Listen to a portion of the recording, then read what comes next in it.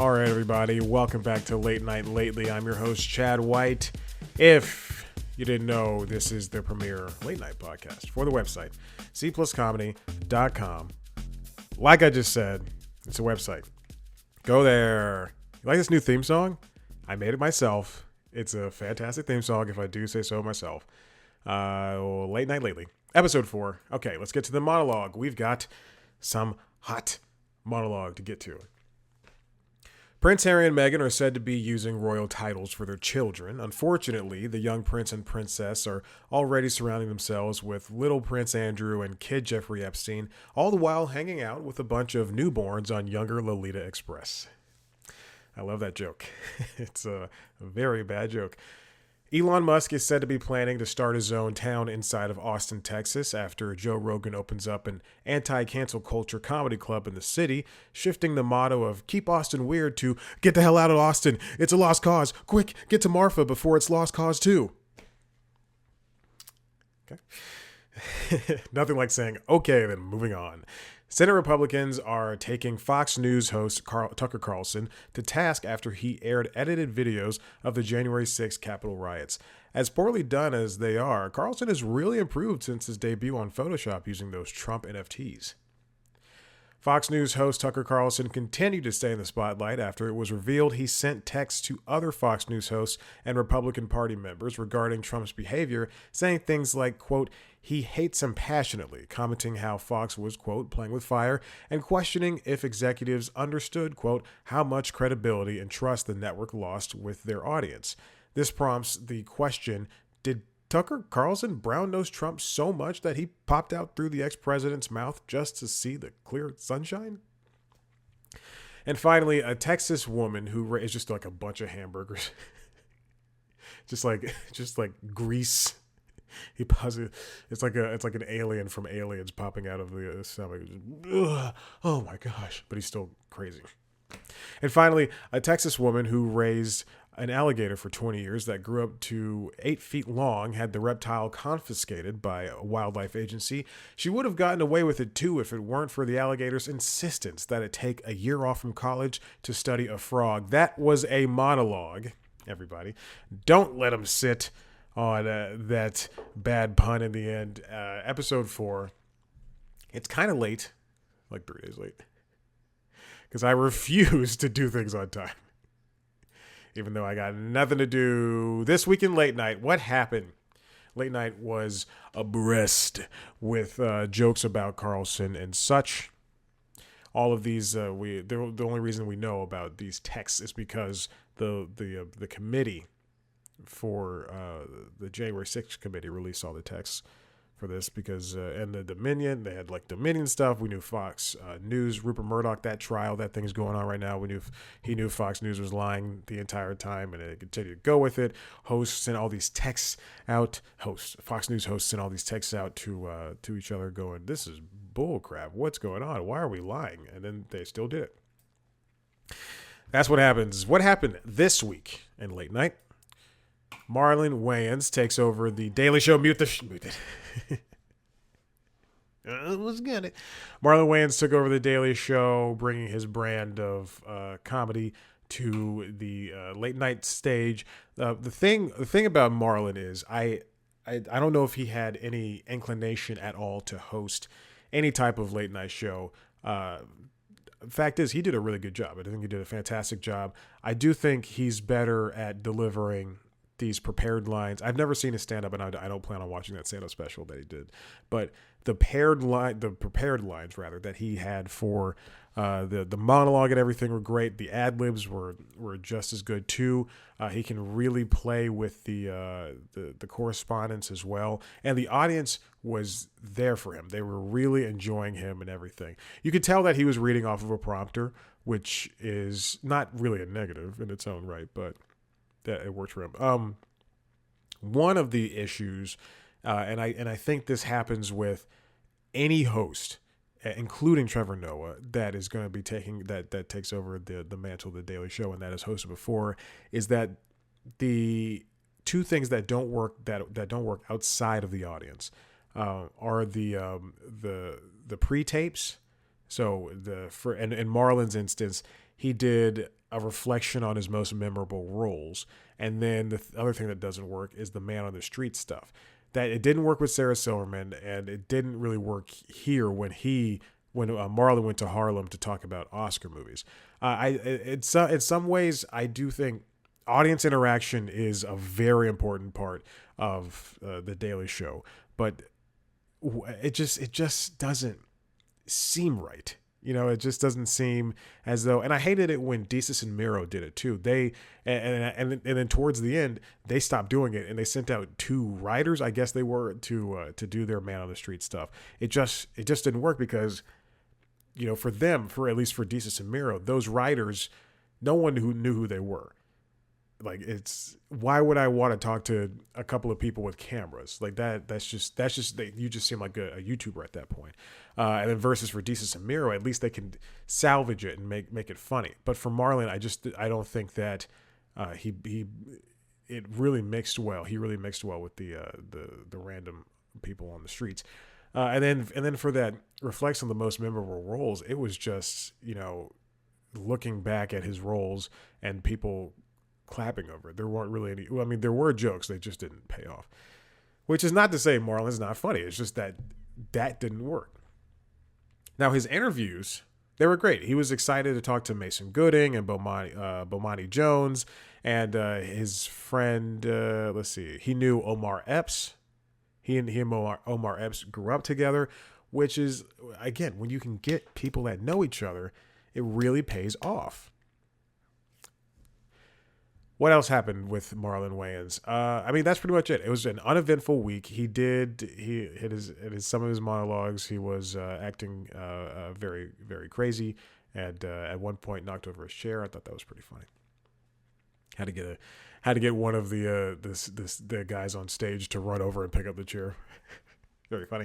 All right, let's move on to Idris Elba popping up on The Late Show. You can tell it was a slow week.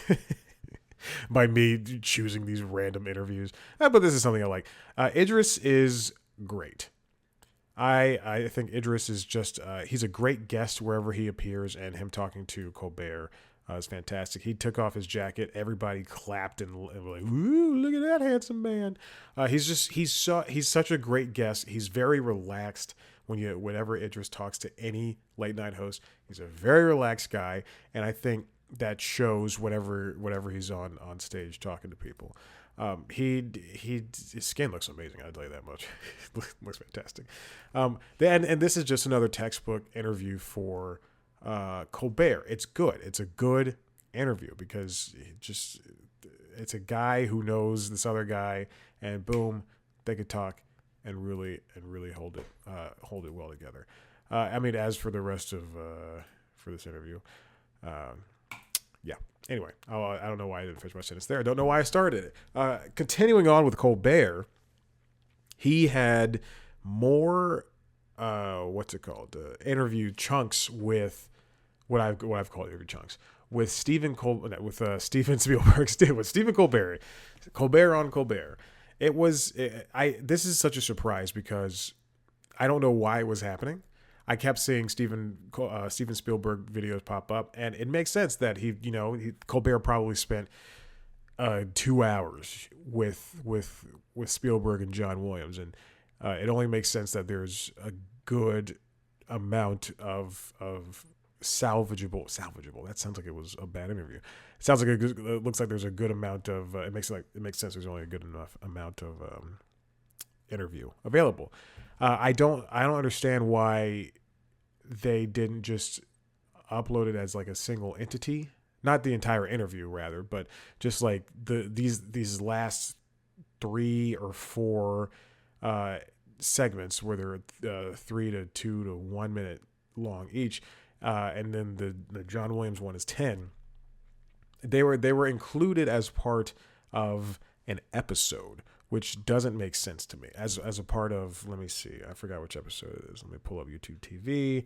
Let me go to my recorded shows. Yes, I record every late night show, even though they're readily available on streaming because who knows what's going to happen. Oh, shoot. Don't start. Okay.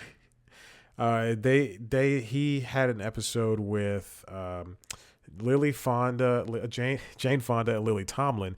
And then the secondary guests were the continued interviews with Spielberg and John Williams. I don't know what that is. I don't know why they did that. I think my only idea is that is for the Oscars, and at that point, it just kind of doesn't make sense to me. I would have rather have had 2 nights straight with a Spielberg interview, like one episode dedicated to that to the big overall part of it, and then the next episode I would have followed up with a couple more people who were going to be on. It would have been Monday, Tuesday for me. Or Monday, Thursday. Just keep it all tight. You don't want to separate it like that. And I mean, I'm sure they had, people that could have. Well, I don't know. Yeah, it doesn't make sense to me. Anyway, there's that. And then we have a musical performance that really stood out to me twice. Twice Set Me Free appeared on The Tonight Show with Jimmy Fallon. This has got to be, this is something I believe that can only happen on Fallon. It can't happen on maybe Kimmel, but it can't happen on Late Show. It won't happen on Late Show. It can't happen on Seth Meyers. Or The Daily Show. Or Bill Maher, Gutfeld. It's amazing how K-pop still lingers in the cultural zeitgeist even after BTS has disappeared. It's good to see groups like Blackpink and Twice and Monsta X and the rest of those bands. Are they bands? Because they don't actually play music. They just dance. I mean, we call them boy bands. Pop groups. I gotta get the nomenclature down. But this is amazing that they're still doing well, and they had all 9 of these young ladies out here dancing. The audience went wild for it. Well, the girls in the audience, little young women in the audience, were going wild. Jimmy's over here watching, bopping along, doing his thing, and I mean, it's just a solid performance.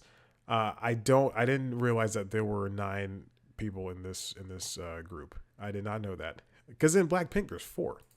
Yeah, listen to some Blackpink. Oh, I love Rosé. That's not a joke. I love Rosé. Moving on. Speaking of tonight's show, continuing on. This is a tie-in with the Super Mario movie.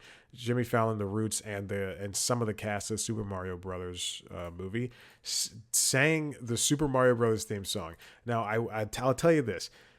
They've been doing them and Corden. Fallon and Corden have been doing these types of bits for as long as I can remember, and it's very simple. They're just singing theme songs, and that's it. And there's no joke there. It's just you're supposed to enjoy the visuals and everything, and it looks great. It looks nice. It's very obvious that Anya Taylor-Joy only knew one line of music from the Super Mario Brothers theme song. The Roots, they did their part. Jack Black is there. Everybody's having a nice time. And then they're dodging visual effects and everything. Again, it has nothing to do with anything with the exception of this movie. It's just a tie-in. And Shigeru Miyamoto was there, and the head of Illumination, which nobody would know. This guy was also singing the song. It just doesn't, but I don't understand why this was here and why it had to be part of the Tonight Show. My only guess is that they pumped this out because it was Mario Day, obviously, because this did appear on March 10th, which is Mario Day. But that's my guess as to why that happened. But then another thought that went through my head was, hey, some of these people might not be available for them to interview when the movie comes out. But that's in a month. So I don't understand. Anyway, it was a Mario Day surprise, which is what I'm putting together now. And that's all it was. Moving on. Finally, we got callbacks that were just running the segment of Back in My Day on Late Night with Seth Meyers. I love it when he does a great thing where his callbacks are just, the writers are just calling back to very stupid, what you think would be one-off lines that really work in the favor of Seth Meyers in that show. And Typically back in my days, a very boring segment, but I really enjoyed that one. It's not very boring. It's just something that doesn't stand out that much. Okay. Let's get on to the topic, main topic. I just realized I was looking at the Bible for this show. I did write a show Bible for this. A show Bible, if you're not in the industry, is when you pitch a show to a network.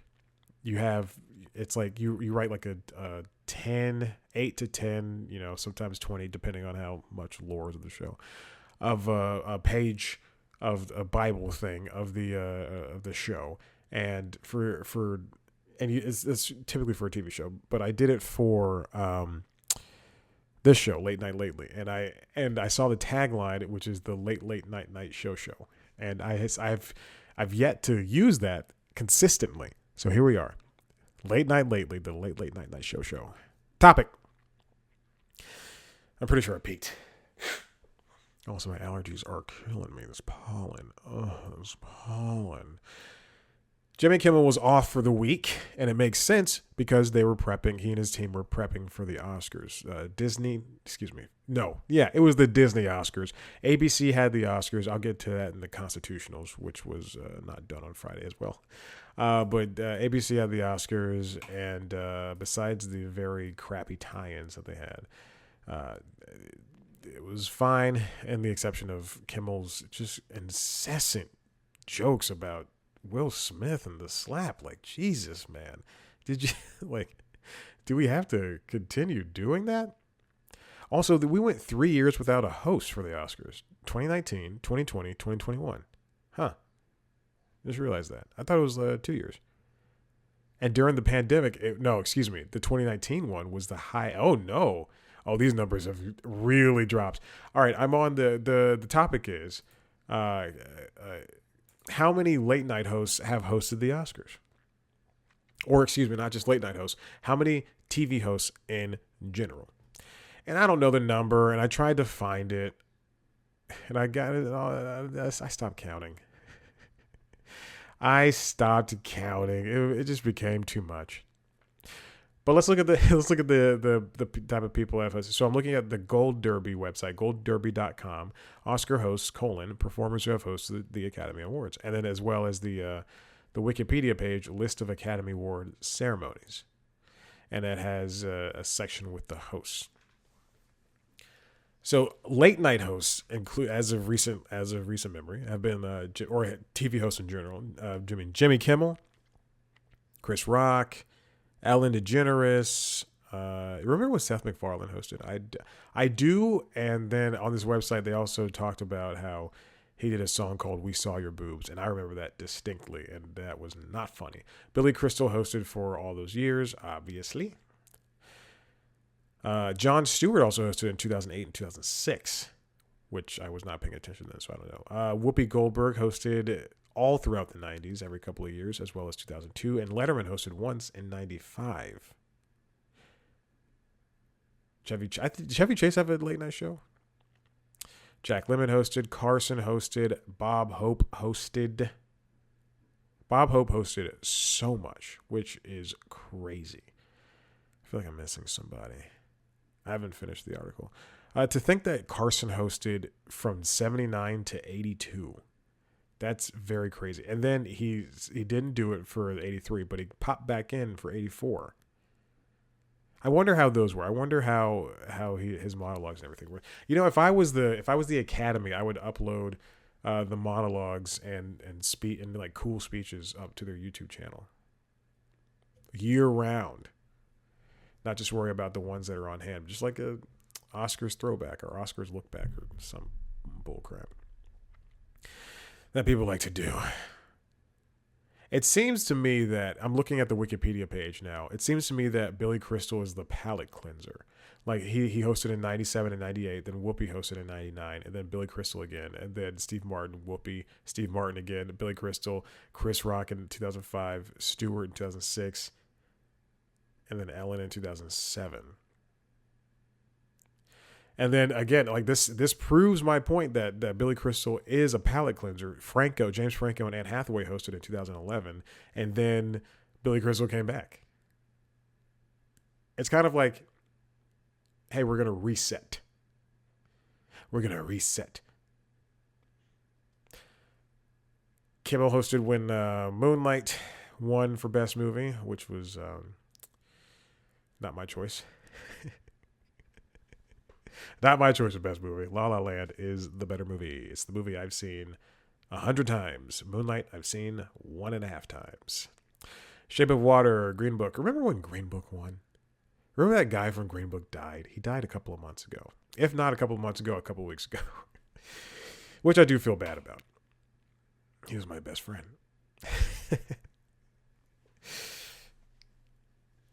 So in terms of hosts that I've hosted, is Jerry Lewis a host? Did he ever have a TV show where he was hosting? Fred Astaire hosted. Jack Benny hosted. I feel like some of these guys had shows in the 40s and 50s. Excuse me, in the 50s and 60s, because that's when TV happened. TV didn't happen in the 30s. I took a TV class in college, but it was a TV. Was it a TV criticism or understanding how TV is written? I don't know, but it was like the first of its kind at my college. Carson was a very popular host according to the Gold Derby website. Jack Lemmon made 4 appearances as host, but he also hold on. He also earned 2 Oscars out of 8 nominations. Now I'm reading under Jack Lemmon in the 30th Awards in 1958. He co-hosted with Bob Hope, David Niven, James Stewart, Rosalind Russell, and Donald Duck. I have got to see Donald Duck at the Oscars. That's crazy. What is he? I don't understand how that happened. I need to see a video. I need to see something. 1958. Here's a YouTube video. That is correct. And they had the opening. It's on the Oscars up. Yeah, see, there we go. Okay, well, it doesn't sound like anything. Because people who make movies also make news. The journalists of the world. All right, this is pissing me off. I don't see Donald Duck anywhere. I want to see Donald. They need to upload that to whatchamacallit, to YouTube. Man, that would be so funny. I'm sure they have the video. If they have this opening number. When did the Oscars become a way for people to do, giant opening numbers and things like that? Whoopi Goldberg was the first black performer and first solo woman to host the Oscars. Steve Martin never had a TV show. Jon Stewart is a really good choice, I believe, at that point. But now he would be obviously a bad choice. Billy Crystal's great. Ellen, the host. I remember that 2014 one. She did a good job. I don't think I was watching in 2007, obviously, but she is the second woman to host the Oscars solo. She interacted with the audience, which is great. I think that was like the change because that 2004 one was the one where they took the selfie and it had all those people in it. I want interactivity. I think that what makes a good host is that they already host a show or they're a performer, not an actor. A performer really works. When Hugh Jackman hosted, it was great. When Chris Rock hosted, it was good because he's a comedian. That's a performer. But when Seth MacFarlane hosts, that's an actor. That's a guy doing acting things. I'm not considering Billy Crystal under that canon because he's a comedian on top of being a performer and actor, excuse me. But when you get actors to host, it just doesn't come out as good.